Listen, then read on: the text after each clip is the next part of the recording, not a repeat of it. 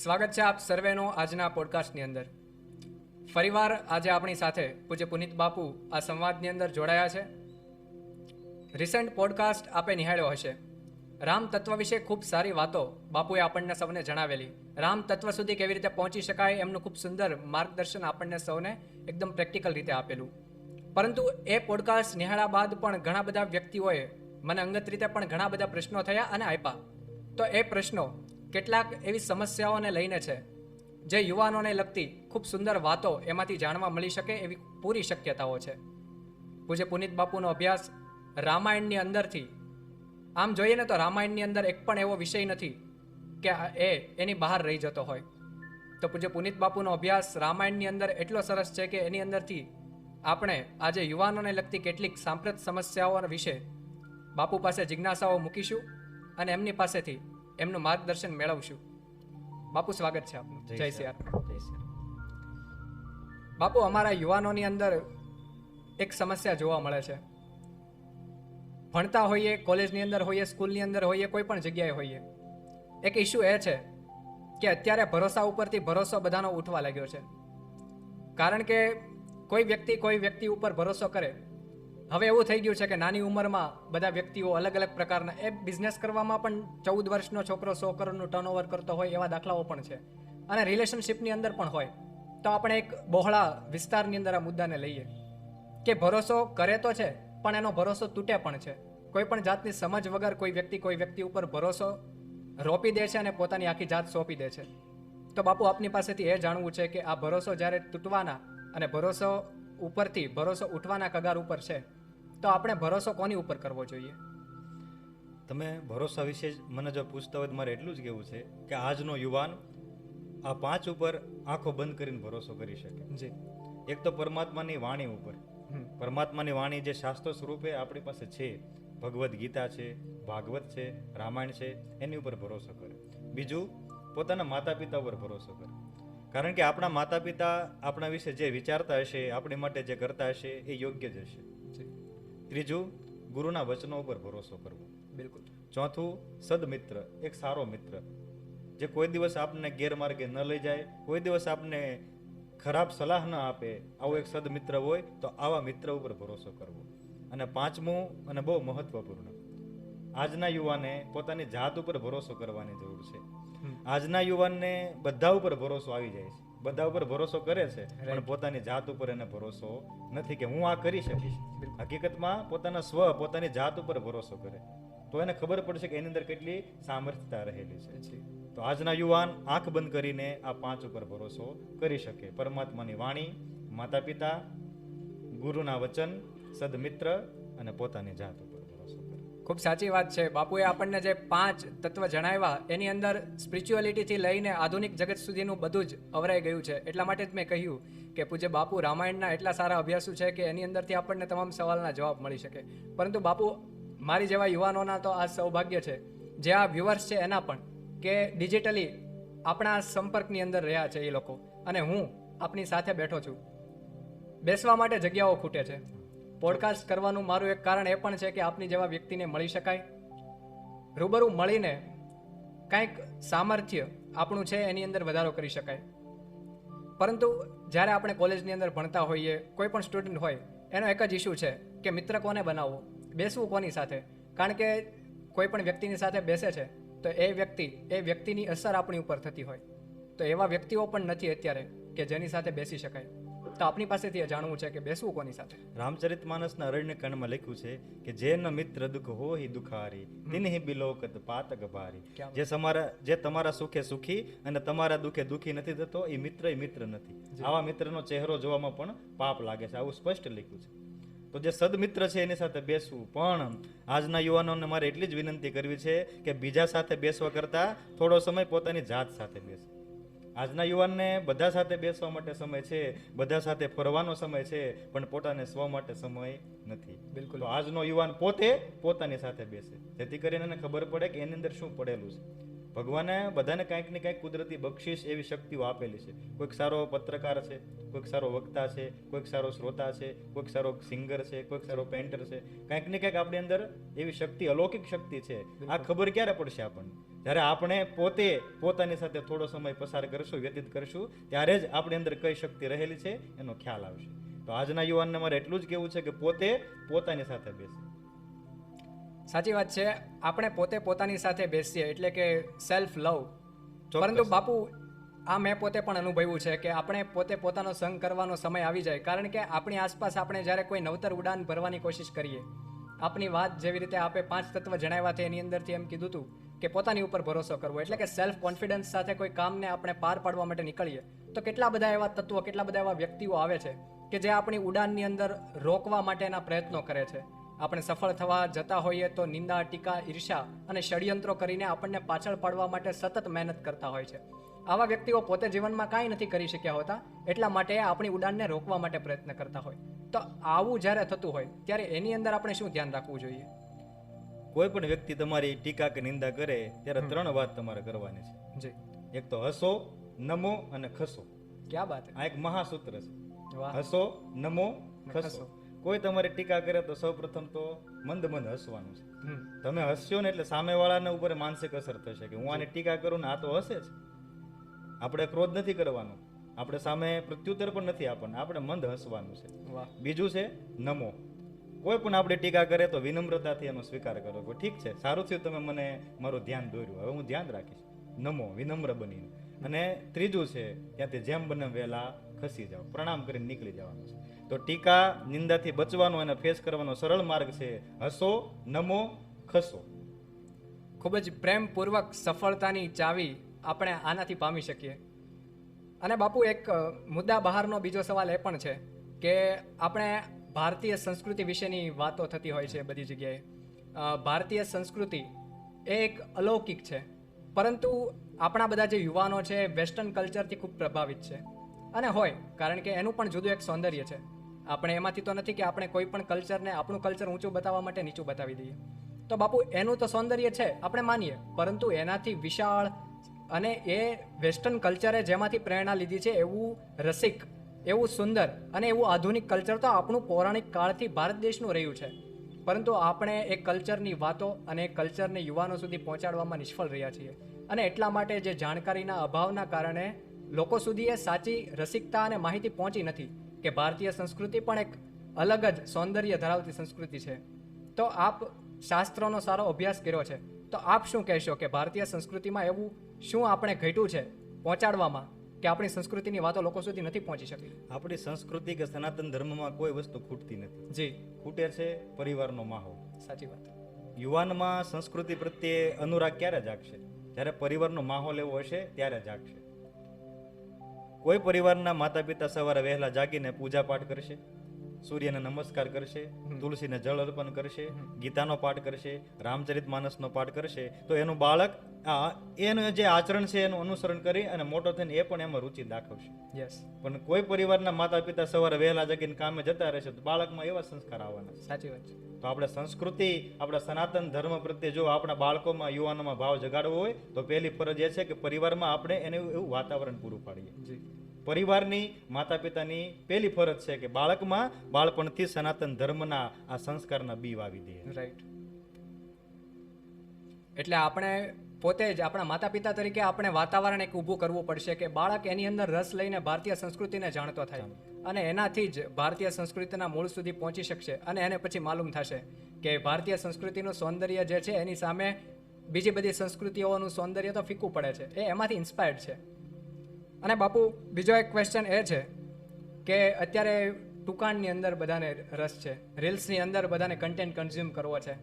10 મિનિટનો વિડીયો કોઈને નથી જોવો, પરંતુ 1.5 મિનિટની રીલ્સની અંદર જો 15 સેકન્ડની પણ આવી જાય તો એ વ્યક્તિઓને ગમતી હોય છે, કારણ કે કોઈ પાસે સમય નથી, બધા પોતપોતાના કામની અંદર દોડાદોડીની અંદર છે.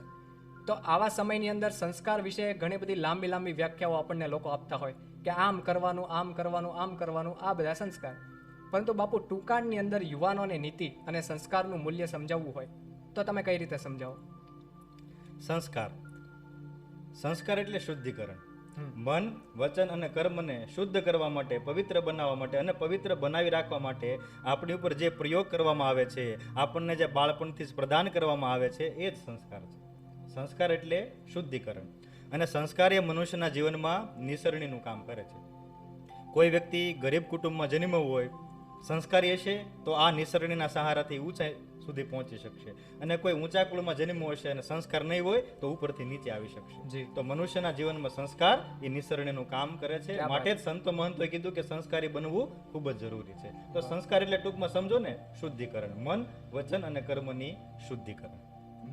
ટ્રાન્સપરન્સી અને પ્યોરિટી, આપણે જેમ સંગતની વાત કરી, ભરોસાની વાત કરી, એની અંદર એક મુદ્દો એ પણ મારે સાથોસાથ ઉમેરવો છે કે આપણી આસપાસ આપણે એક વસ્તુ ઓબ્ઝર્વ કરતા હોઈએ કે કોઈ કંપનીની પ્રોડક્ટ જાજી ચાલવા મળે ને તો એની માસ્ટર કોપી અને ફર્સ્ટ કોપી બનવા મળે છે. હા. એની કોપી કરવાવાળા લોકો વધી જાય છે. એટલા માટે સનાતન ધર્મ બાબતે યુવાનો સાચા જાગૃત થયા છે, ઘણા બધા. સોશિયલ મીડિયાની અંદર જ થયા છે એવું નહીં, ઘણા સાચી રીતે પણ આપણી કથા સાંભળવા માટે આવે છે અને સનાતન ધર્મમાં પોતાનો પ્રેમ દાખવે છે. એટલા માટે એક એવી ભ્રાંતિ ફેલાય છે કે સનાતન ધર્મના નામનો સહારો લઈને કોઈ પણ વસ્તુ કોઈ પણ સુધી પહોંચાડી શકાય. પોતાની એડવર્ટાઇઝ હોય કે ઘણી બધી રીતે ઘણા બધા વ્યક્તિઓ સનાતન શબ્દનો ઉપયોગ કરી લેતા હોય છે. અને આની અંદર જ મેં 2-3 જગ્યાએ, આપણે કોઈનું નામ નથી લેવું, પરંતુ 2-3 જગ્યાએ એવું જોયું છે કે પોતાના કોઈ આયોજન હોય, પોતાની કોઈ એક ડાળી હોય, એની અંદર એ વ્યક્તિ એવું દર્શાવે છે કે આ સનાતન છે. સનાતન સાથે એને લાગતું વળગતું ન હોવા છતાં કોઈ પણ રીતે બનાવી બેસાડીને એની સાથે જોડી દેવામાં આવે. તો યુવાનો એટલા બધા જાગૃત થયા છે, એનો ફાયદો ઉઠાવીને કેટલાક લોકો સનાતનના નામે યુવાનોને કન્વર્ટ કરવાનું કામ કરે છે. પોતાનું જે ખોટું છે, બનાવેલું છે, અથવા તો જે અસલી ઈશ્વરીય તત્વ છે જ નહીં, એવા કેટલાક તત્વને બનાવીને લોકો સનાતન સાથે જોડીને વિદ્યાર્થીઓ અને યુવાનોને સૌંદર્ય દેખાડીને ભરમાવીને કોઈ પણ રીતે કન્વર્ટ કરવાની ટ્રાય કરે છે. તો આવા કપરા કાળની અંદર યુવાનોએ શું ધ્યાન રાખવું જોઈએ? હું તમારી વાત ને તમારો ઈશારો સમજી ગયો છું. જી, પણ આ વિષયમાં મારે એટલું જ કહેવું છે કે મૂળને પકડજો, બિલકુલ. ડાળીએ લટકવાનો પ્રયત્ન કરતા નહીં. તમે મૂળને પકડશો ને તો કોઈ દિવસ પડશો નહીં, પણ ડાળીઓમાં લટકશો તો આ કાળક્રમે ડાળી તૂટવાની જ છે ને તમે નીચે પડવાના જ છો. મૂળને પકડજો. અને કોઈ પણ યુવાન ચિંતિત હોય, કન્ફ્યુઝ હોય કે આમાં સત્ય કોણ છે, અસત્ય કોણ છે, મારે ક્યાં જવું, તો એટલું જ યાદ રાખજો, એટલું જ યાદ કરજો કે મારા દાદાજી, મારા દાદીમાં, મારા નાનાજી, મારી નાનીમાં કોનું ભજન કરતા, સાચી વાત છે. કોના નામની માળા ફેરવતા, કોના મંદિરે દર્શન કરવા જતા, એટલે ચિત્ર ક્લિયર થઈ જશે. સત્ય કોણ છે, અસત્ય કોણ છે, એ બધું જ તમારી સામે આવી જશે. ખાલી એટલું જ યાદ કરવાનું છે કે મારા દાદા પરદાદા કોનું ભજન કરતા હતા. અને આ વિષયમાં હું ફરીવાર એટલું જ કહીશ કે મૂળને પકડજો, બિલકુલ. ડાળીએ લટકવાની જરૂર નથી. સાચી વાત છે. અને આવા બધા વ્યક્તિઓ જ પોતાની એક જે ઇમેજ છે એને કેન્દ્રમાં રાખીને જે અસલિયત છે એને સાઈડ કરીને પોતાની જાતને એક એવું બનાવવાનો પ્રયત્ન કરે છે કે બસ લોકો એના પ્રત્યે લોભામણી દ્રષ્ટિથી દોડ્યા જાય. પરંતુ તમે જેમ કીધું એમ મૂળને જો પકડીને આપણી એક પૌરાણિક પરંપરાને જાળવવામાં આવે તો આવા પ્રલોભનોથી બચી શકાય અને પોતાની જે સંસ્કૃતિ છે એના મૂળ સુધી પહોંચી શકાય. ઘણા મૂળની વાત આવી તો વચ્ચે એક વાત લઈ લો. જી. ઘણા એમ કે મૂળ શું, સનાતનનું મૂળ કયું, સનાતનનું મૂળ અમે છીએ. તો રામચરિત માનસના કિષ્કિંધાકાંડના મંગલાચરણમાં લખ્યું છે, મૂલમ ધર્મ તરોર વિવેક જલદે પૂર્ણેન્દુના માં નંદદમ. આ સનાતન ધર્મનું મૂળ એ મારો મહાદેવ છે. ક્યાં વાત છે. એટલે કોઈ એવી ભ્રાંતિ ન ફેલાવે કે અમે મૂળ છે. મૂલમ ધર્મ તરો, આ ધર્મનું કોઈ મૂળ હોય તો એ મહાદેવ છે, સ્પષ્ટ લખ્યું છે. એટલે મૂળને પકડજો, ડાળીએ લટકવાની જરૂર નથી. ડાળીઓ આપોઆપ નમી જશે. તમે મૂળને પકડશો ને તો એ આપોઆપ તમારા ચરણો સુધી ડાળીઓ નમશે. સાચી એ મને ભરોસો છે. તો બાપુ આપે ખૂબ સુંદર રીતે આ વાતને વર્ણવી. પરંતુ કેટલાક બધા વ્યક્તિઓ આ ફક્ત કોઈ એક સંપ્રદાય કે કોઈ પણ એક ડાળી કે કોઈ પણ એક એવી કોઈ એક ફિલ્ડની વાત નથી, પરંતુ આ આપણે ફિલ્મ ઇન્ડસ્ટ્રી હોય કે કોઈ પણ જગ્યાએ જોતા હોઈએ છીએ કે આડેધડ કોઈ પણ વ્યક્તિને યુવાનો છે એ રોલ મોડેલ માનવા માંડે છે. તો મારે આપની પાસેથી એ જાણવું છે કે યુવાનોના સાચા રોલ મોડેલ કોણ હોવા જોઈએ? મને જો આ પ્રશ્ન પૂછતા હોય તો હું એટલું જ કહીશ કે યુવાનોના સાચા રોલ મોડેલ હનુમાનજી મહારાજ છે. ક્યાં વાત. કારણ કે હનુમાનજી મહારાજે કોઈ દિવસ પોતાના મૂલ્યો આદર્શો સાથે બાંધછોડ નથી કરી. આપણો આદર્શ, આપણો આઈડલ એ જ બની શકે જે કોઈ દિવસ પોતાના મૂલ્યો આદર્શો સાથે બાંધછોડ ન કરે, કોઈ પણ શરતે, કોઈ પણ પરિસ્થિતિમાં. પણ આજના યુવાનોના રોલ મોડેલ કોણ છે? હીરો હિરોઈન, જે થોડાક પૈસા માટે, થોડીક લાલચ માટે એવા ફિલ્મ કરે છે, એવી એડવર્ટાઇઝ કરે છે, એવા વાક્યો બોલે છે કે જે ન બોલવા જોઈએ. જી. પોતાના મૂલ્યો આદર્શો સાથે પણ બાંધછોડ કરી લે છે. તો આવો આપણા આદર્શ, આવા આઈડલ કોઈ દિવસ હોઈ શકે. રાઈટ. આપણા આઈડલ તો હનુમાનજી મહારાજ. મેં જ્યારે મારું બીજું પુસ્તક લખ્યું માનસ ચાલીસા, એના ભૂમિકામાં મેં સ્પષ્ટ લખ્યું હતું કે આજનો યુવાનનો રોલ મોડલ એ હનુમાનજી મહારાજ છે. કારણ કે એ વિવેકી છે, વિનયી છે, જ્ઞાની છે, એ વિજ્ઞાની છે, અષ્ટ સિદ્ધિ નવ નિધિના દાતા છે ને ખાસ અજર ને અમર છે. એ ચિર યૌવન રહેવા વાળા છે. એટલે યુવાનોના સાચા રોલ મોડલ હનુમાનજી મહારાજ છે, જે કોઈ દિવસ મેં આખી રામાયણ એટલી બધી રામાયણ વાંચી, કોઈ દિવસ એને પોતાના આદર્શો સાથે બાંધછોડ નથી કરી. એ જ આપણા રોલ મોડલ બની શકે. અને એની અંદર એક તાજેતરનું આપણે ઉદાહરણ લઈએ તો કેટલીક બધી એવી ખાદ્ય પદાર્થ હોય એની એડવર્ટાઇઝમેન્ટ પણ ફક્ત પૈસા માટે, જો કે એટલા પૈસા લઈને એને કોઈ એવું નથી કે એનું ઘર ચાલવાનું બંધ થઈ જાય એડવર્ટાઇઝ ન કરે તો, પરંતુ એવા વ્યક્તિઓ છે કે એના એક બોલ ઉપર યુવાનો આચરણ કરવા માંડે છે, તો એવા વ્યક્તિઓ પણ આવી એડવર્ટાઇઝમેન્ટ કરતા હોય છે ને આને આપણે રોલ મોડલ માનીએ તો એ ખોટું છે. પરંતુ બાપુ આની સાથે મારે એક બીજી વાત પણ જોડવી છે. આપણે મહાદેવની પણ વાત કરી કે એ મૂળ છે, સર્વસ્વ છે, અને મહાશિવરાત્રિ પણ આવી રહી છે.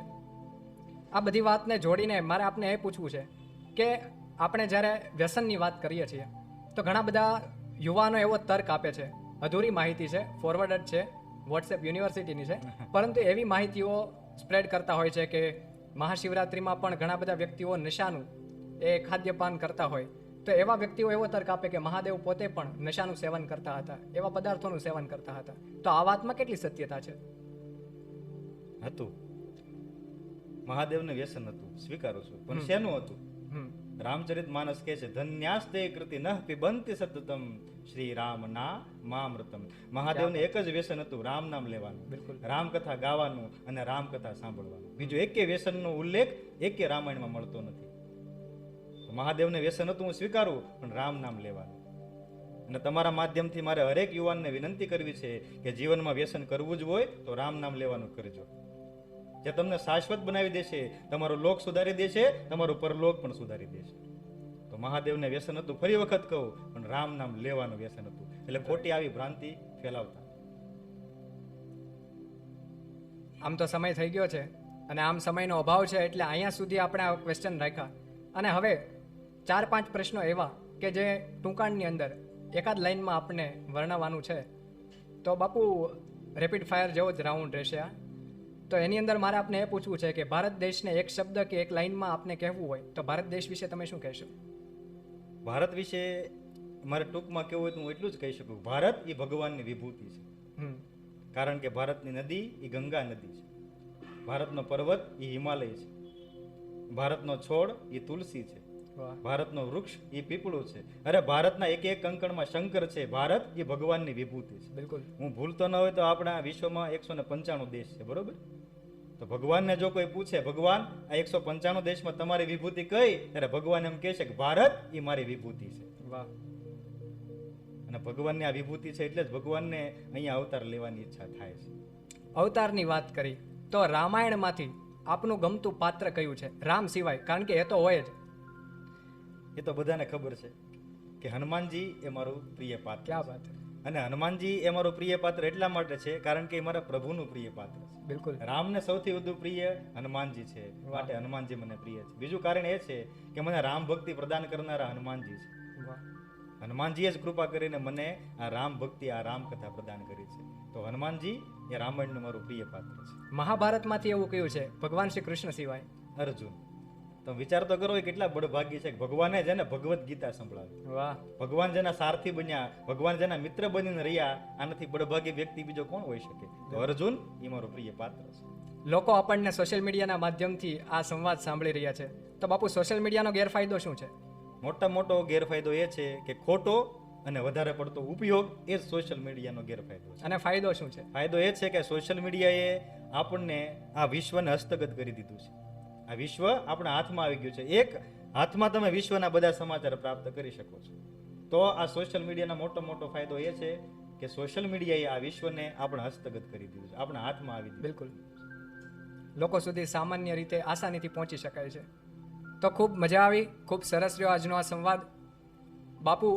અને એક બીજી વિનંતી પણ એ કરવાની છે કે આની પછી એક પોડકાસ્ટ હજુ આપણે જોઈએ છે અને એનો વિષય રાખવો છે સાધુતા ઉપર. સાધુ વિશે આપની પાસેથી જાણવાની એક ઈચ્છા છે. આની અંદર તો પ્રશ્નો સમાવી શકાય એમ નથી કારણ કે આની લેન્થ તો પૂરી થઈ ગઈ, પરંતુ એક હજુ પોડકાસ્ટ આપની સાથે ગમે ત્યારે કરવાની ઈચ્છા છે ચોક્કસ સાધુ ઉપર.